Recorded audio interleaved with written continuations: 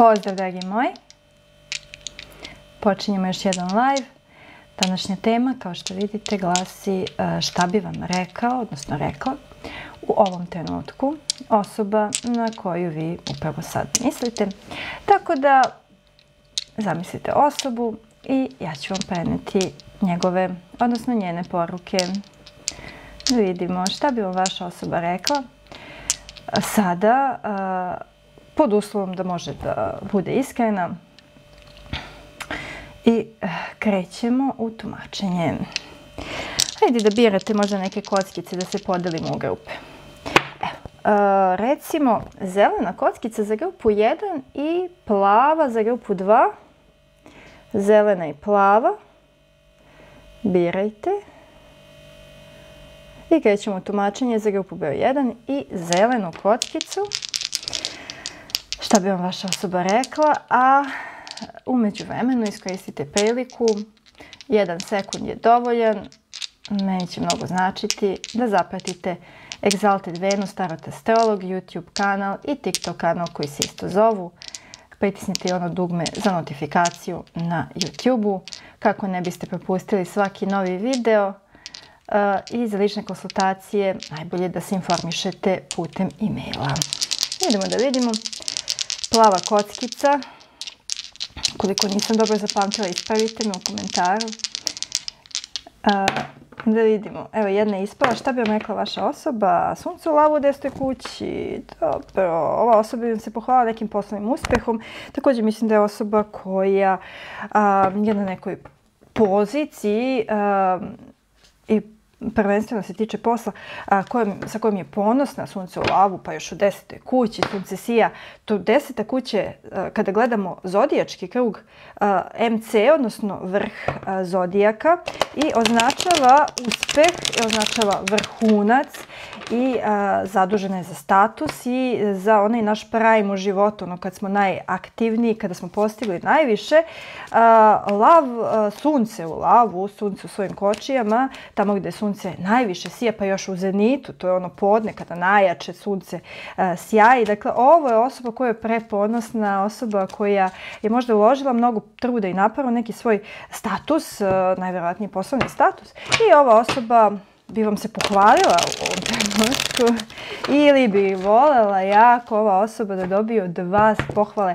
Pa vidjet ćemo sada šta kaže Tarot, šta bi vam rekla ova osoba, ova ponosna osoba. 7 mačeva, kraljica mačeva, i dobila sam tu energiju da ova osoba želi od vas da izmami neki kompliment, neku pohvalu, da se ona vama pohvali, pa da vi podržite, pa da se vi divite, pa da sunce u lavu uvek zahteva neko divljenje, da bude u centru pažnje. A ova osoba ne dobija od vas dovoljno, da kažem, nije dovoljno centralna figura u vašem životu.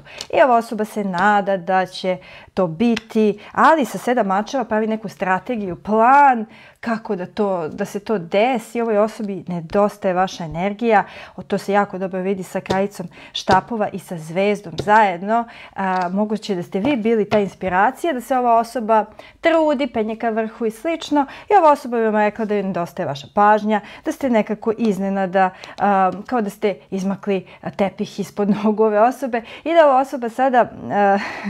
Iskreno bi vam rekla, možda ste sa kraljicom mačeva imali neku oštru reč, možda vi niste ni primetili to, ali ova osoba je itekako primetila da možda niste bili ljubazni, ovu osobu ste na neki način povredili ego ove osobe. Ovdje ne dobijemo emotivne karte, moram odmah da vam kažem da osoba trenutno nije u nekim emocijama, ali jeste dosta u egu i ovo je neko ko me nedostaje vaša pažnja, ova osoba želi vašu pažnju, želi vašu pohvalu, želi da vas impresionira.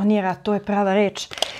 I ova osoba mi rekla da je gladna vaše pažnje, da je gladna vaše podrške, da ste se zahladili, da rekla bi vam da planira kako da i ponovo izvuče tu neku strast, tu neku iskru koja ovu osobu je vodila sa ovom zvezdom.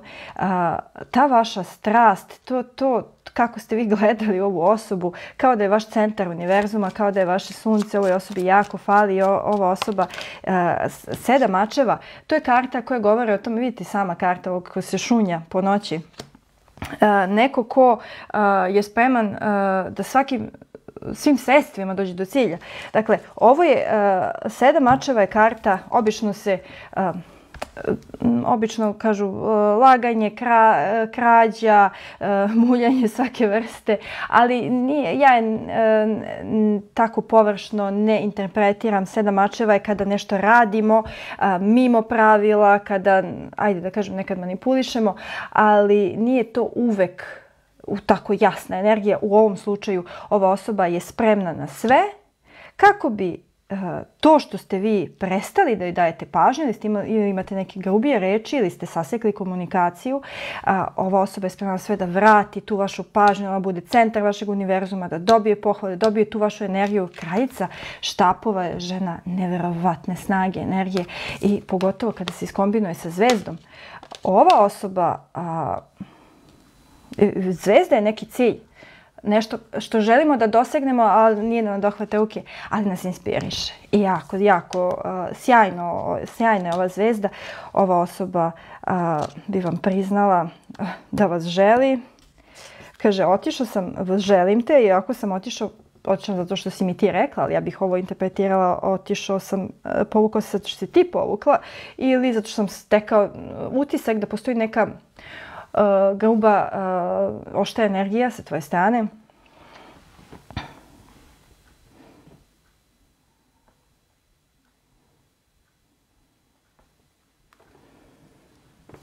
Nešto mi je izašlo da mi je live zbog nekih poruka restriktovan, ne znam ja. Da li se i dalje čujemo? Možete mi reći u komentarima da li se i dalje vidimo i čujemo. Ne znam, neko je možda poslao da uvređen iz nekog razloga, je sasvim jedno. Čitanje bez ikakvih, da kažem, problematičnih, spornih reči, slika, ne znam o čemu se radi. Vidimo se i čujemo. Hvala vam lepo. Dobro, znači nastavljamo. Tako da, ali ja stvarno na TikToku svašta može da se vidi. Molim vas, nemojte pritiskati te neke restrikcije, zabrane bez potrebe. Jako je važno da ova energija spontano teče. Tako. Onda ispod 7 mačeva imamo Gossip only hurts more. If I follow you, I could lose everything. Ok, razumem. Kao da su ili do vas ili do ove osobe došla neka ogovaranja, možda su umešale neke osobe koje žele da vas razdvoje. Ovdje su se umešale neke druge, treće strane. To ne mora da bude neka treća osoba. Ovdje mogu da budu, kako kažu, zli jezici. Ljudi koji žele da vas razdvoje, ljudi koji pričaju nakašno nešto loše o vama, vama o njemu i slično. I ova osoba želi da vam poruči da je čula nešto ili da smatra da ste vi pogrešno informisani i voli bi da ispravi to. I također smatra, kad kaže ovo, ako te prati mogo bi sve da izgubim, kada kaže sve, ova osoba misli na svoj ponos. Dakle, ova osoba smatra da bi mogla da još niže nekako padne u svojim očima ukoliko krene da vam se pravda i slično. Tako da, ali ono što mi je jako upečatljivo, osmica i karta želim te, dakle, ova osoba im rekla da vas želi i da ste vi kao ova neka nedohvatljiva zvezda, ova osoba želi da vas dohvati, da vas ima u svom prisustvu. Ja mislim da vi ipak, da ste možda mnogo davali energije ove osobe, a da ste iznenada nekako prekinuli, da je to negde stalo i ova osoba želi ponovo da bude to centralna figura u vašem životu i kao da ima neke vesti sa kojima bih htjela da vam se pohvali, ali ne zna kako. Eto, grupa broj 1, to je bilo tumačenje za vas danas, a mi krećemo polako u tumačenje za grupu broj 2, i ako se dobro sećam, zelena kockica, evo ovdje, krećemo u tumačenje. Mislite na vašu osobu, grupa broj 2, i da vidimo šta bi vam poručila, šta bi vam rekla u ovom trenutku vaša osoba. Krećemo u tumačenje, pritisnite taj like, subscribe, pomozite ovom kanalu i pošaljite e-mail za ličnu konsultaciju koliko vam je to potrebno. Hajde da vidimo. Grupa 2. Venera u biku, 12. kući, tajna ljubav, velika ljubav. Venera u biku je trenutno na nebu. Ukoliko 12. kuća koja govori da nema akcije i nema dešavanja između vas, Venera u biku, dakle, u ovom periodu dok je na nebu, ova osoba planira da vam se približi, želi da vam se približi, sanja da vam se približi, da otpočnete nešto. Ajde da vidimo, da otvorimo mi karte, da vidimo o čemu se tu zapravo radi. Velika ljubav, duboka ljubav je ovdje prisutna. Ovo je Venera je planeta ljubavi. Ali kada se nalazi u biku, ona je baš tamo gdje treba. Dakle, 12. kuća je ipak nešto što je skriveno i što je tajno. I ovdje bih rekla da bi vam ova osoba poručila da ste vi prava ljubav, ali da iz nekog razloga vi ne možete biti u vrsti odnosa koju ova osoba priželjkuje sa vama. Primam neku tužnu energiju ovdje. Ajde da vidimo. Otprilike vam rekla da je ljubav, da ste ljubav njegovog života, njenog života. Ova osoba, osjećam ovdje je jaka želja, potreba za uspostavljanjem komunikacije, da vas svi, ova osoba želi da vas vidi, da želi da vas dodirne, želi da čuje nešto od vas. Ovdje 12. kuća kaže kao da je ovo neka velika ljubav, ali da ili je tajno, ili je nedohvatljivo, nekako ova osoba ne može do vas. Osoba bi mi rekla da zaista čezne za vama, da želi da vam dođe, da želi da izađe, da nestrpljiva energija, da vas dodirne, da vas vidi, da se vidite, da komunicirate. Ova osoba kao da se dugo, evo opet 12, opet Neptun, opet ovaj obešeni čovjek, kao da se nešto dugo ne dešava, kao da je stekla neku drugu perspektivu, kao da je ova osoba morala da žrtvuje taj vaš odnos koji ona želi da bude kakav treba da bude, jel te, Venera u biku je tu gdje treba da bude. Dakle, ovo je ono prava osoba u pogrešno vreme, prava osoba na pogrešnom mestu. Iako ove karte nisu toliko negativne, ovdje se osjeća čežnja, osjeća se baš neko nestrpljenje za dodirom, za kontaktom, za komunikacijom, za istinom. Kao da vam je ostala dužna, možda u trenutku kad je trebala da reagova osoba nije reagovala, ostala je neka istina da visi u vazduhu, nešto što i onda ste se razdvojili. Ova osoba ima unutrašnji konflikt, razdvojena na dve strane kočije, vukove, dve sfinge, crna i bela. I ova osoba, jel te, kočiješ upravlja tim svingama, ali one idu na dve suprotne strane, imamo dualitet. Ali ova osoba drži te uzde i pokušava da pomiri ta dva različita sveta. Međutim, kao da ona u tim kočima i život je vodi tamo gdje je vodi. I tamo gdje je vodi ona ne može da reaguje. Obešen čovjek govori o tome, ovdje imamo bika, raka, ribu. Obešen čovjek, to je neko ko dugo, eto, ništa ne radi, visi sa drveta, visi na opačke. Neko ko je žrtvovao upotrebu, ruku, nogu, dakle ne može da se pokreće, ne može da stupi u akciju, ne može ništa da učini. Osoba visi, ali glava svetli, dakle u tom periodu neakcije ova osoba doživljava prosvjetljenje. Kao da je doživjela to prosvjetljenje u periodu kada nije mogla da stupi u kontakt s vama, nije mogla da vas vidi, nije mogla vas dodati, ova osoba je shvatila koliko to želi. I ovdje imamo, da, snovi, želja, sedmica. Počnem sam da pričam, sanjam previše o tebi, činiš da želim da radim loše stvari. Dakle, moguće da ova osoba pokušava da se nekako